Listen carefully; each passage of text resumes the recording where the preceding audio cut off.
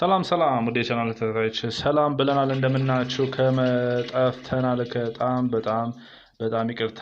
አሁን ደግሞ ይዘንላችሁ የመጣነው ዜና እንደምትመለከቱት ነው። እንግዲህ የአዲስ አበባ ከተማ ቤቶች ልማት ኮርፖሬሽን ያወጣው ማስታወቂያ ነው። በዚህ ማስታወቂያ መሰረት የስድስተኛው ዙር የ40/60 ንግድ ቤቶች ጨረታ ውጤት ይፋ ሆኗል እና ይህንንም ውጤት ለህዝብ ይፋ አድርጓል እና ኮርፖሬሽኑ እንዳለው የአዲስ አበባ ቤቶች ልማት ኮርፖሬሽን በከተማ አስተዳደሩ በተለያዩ ክፍለ ከተማዎች ተገንብተው የተጠናቀቁ የ40/60 የጋራ ህንፃዎች ላይ የሚገኙ 1735 ንግድ ቤቶችን በግልጽ ጨረታ አወዳድሮ በሽያጭ ለማስተላለፍ ሚያዝያ 20 ቀን 2017 ዓ.ም ጀምሮ አየር ላይ መዋሉ ይታወቃል።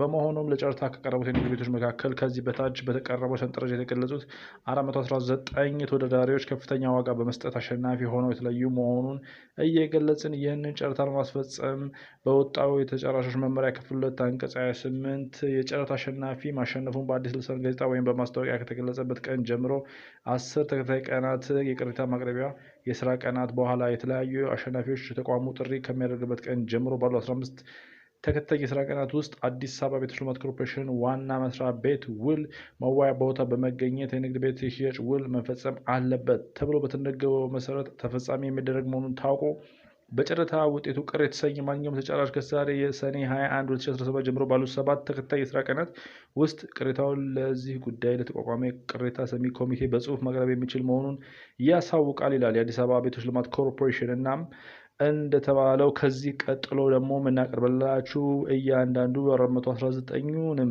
የእጣ አሸናፊዎችን ስም ዝርዝር ይሆናል። ስማችሁንና የምታውቁት ሰው ስም ዝርዝር ከዚህ ቀጥሎ ከሚቀርቡት መረጃዎች ላይ መከታተል ትችላላችሁ።